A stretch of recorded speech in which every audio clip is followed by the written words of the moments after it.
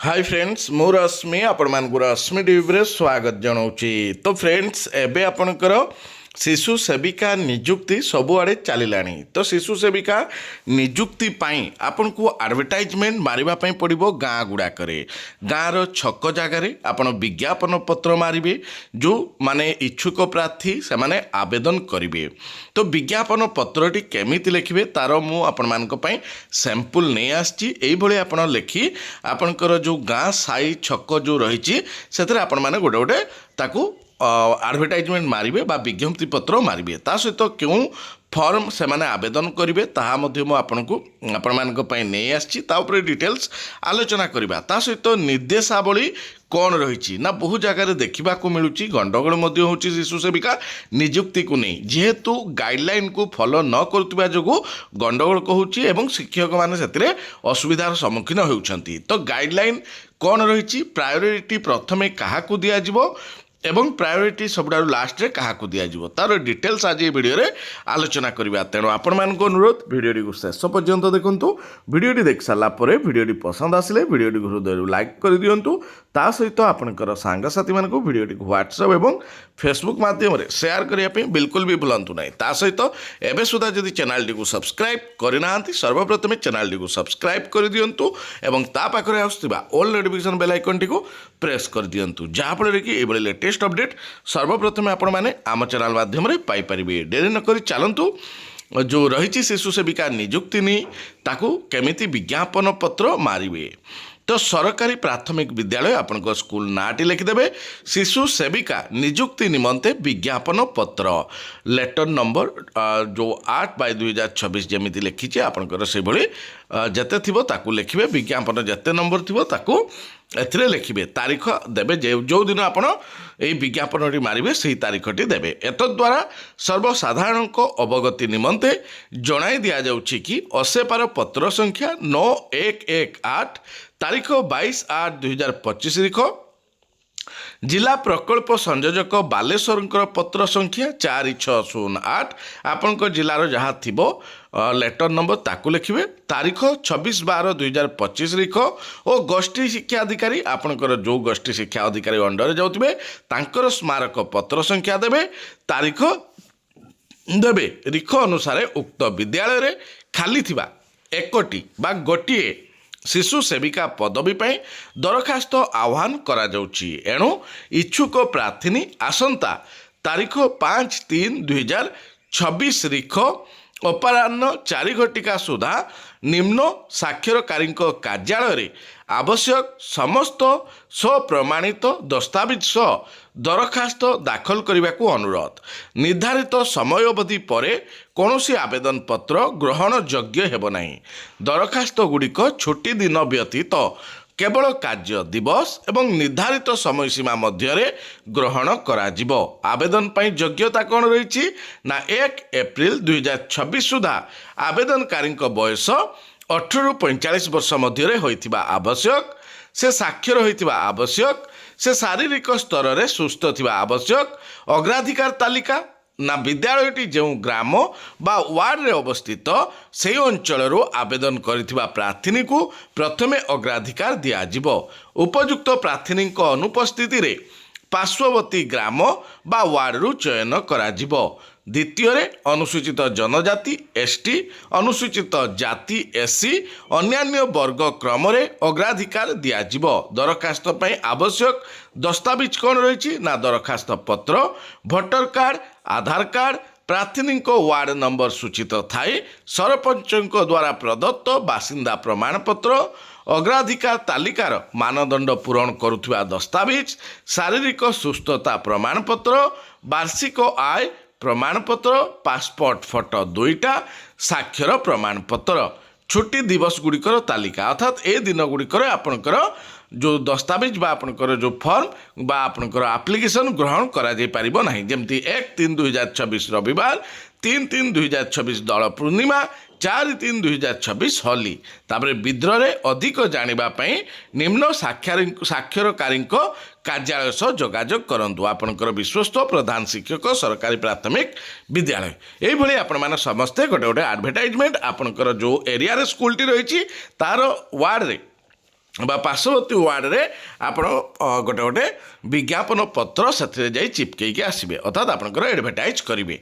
तो ए फॉर्म माध्यम शिशु सेविका जो मैंने इंटरेस्टेड कैंडिडेट रही अप्लाई करें बा आपंकर ऑफलाइन दरखास्त करें एप्लिकेशन दे पारे।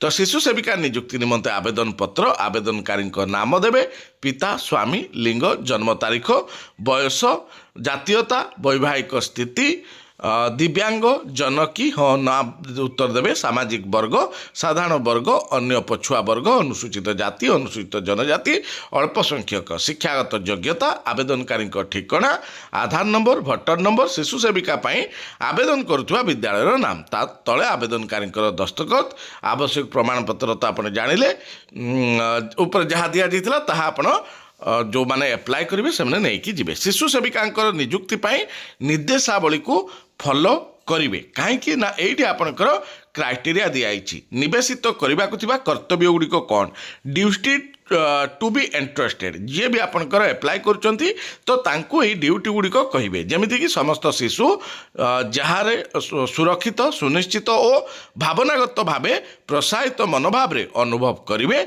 सेपरिक निरापत्त और सहानुशूलित वृत्तिशील परिवेश सृष्टि करेंगे। शिक्षक मानू शिशु मानू स्वागत करिबारे स्वच्छता अभ्यास रे और प्रतिदिन विभिन्न स्कूल कार्यकलाप रे सुगम परिवर्तन करिबार सहायता करेंगे। जो शिशु माने असुस्थ कि अशांत हुअन्ति सेमानकु सहज भाव में कथा हेबा कि शांति रे सांगरे रहिबा द्वारा शांत करिबा प्रयोजनीय समय रे शिशु को पुस्तक खेलना चाट परी सामग्री जगाई देबा। जदि शिशु को बाहर को जीवाकू शौचालय को जीवाकू किंबा किछि समय पई विरति आवश्यक सेतबेले शिशु को सांगरे जीवा। जदि शिशु अस्वस्थ विचलित किंबा भिन्न आचरण करुछंती सेतबेले शिक्षक को सूचित करिवे।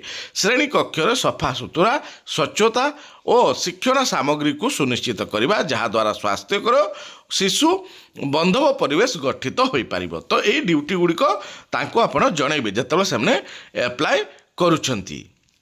जोगाजोग प्रक्रिया शिशु सेविका नियुक्ति स्कूल स्तर में स्कूल परिचालना कमिटी एसएमसी द्वारा कराजिवो।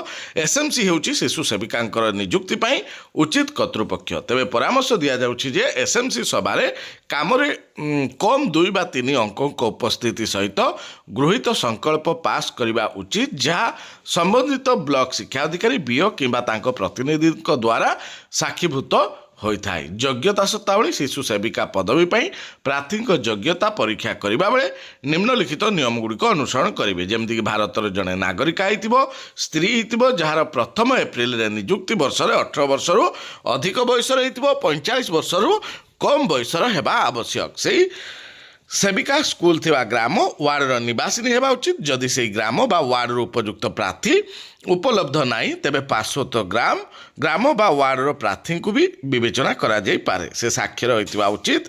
से स्वास्थ्यकर शारीरिक और मानसिक अवस्था थिबा उचित एवं कौनसी संक्रामक बा दीर्घकालीन रोगरू मुक्त होइतिबा दरकार। शिशु सेविका को बहुत छोट पिला सहित काम करने को पड़ू सेमानकर ओडिया और स्थानीय आंचलिक भाषा कथा हेबा आवश्यक। शिशु सेविका को प्रतिवर्ष तांकर स्वच्छता और संतोषजनक कार्य दक्षता आधार में पुनर्वर्षीकरण कराजिबो। प्रतिवर्ष पुनर्वर्षीकरण हेबा या स्कूल मैनेजिंग कमिटी द्वारा कराजिबो। तो प्राथमिकतार क्रम जोड़ा कि आपणकर प्रायोरिटी बेसिस रे एसटी श्रेणी रू से दरिद्र बा असहाय नारी हिथिबो, एससी श्रेणी रू दरिद्र बा असहाय नारी हिथिबे, अन्यान्य समुदाय रू दरिद्र बा असहाय नारी हिथिबे, दरिद्र विवाह विहीना माँ जहाँ पाखरे कौनसी जीविका उपाय नहीं किंबा एसटी समुदाय रो परिवार पक्षरु कौनसी सहायता नहीं।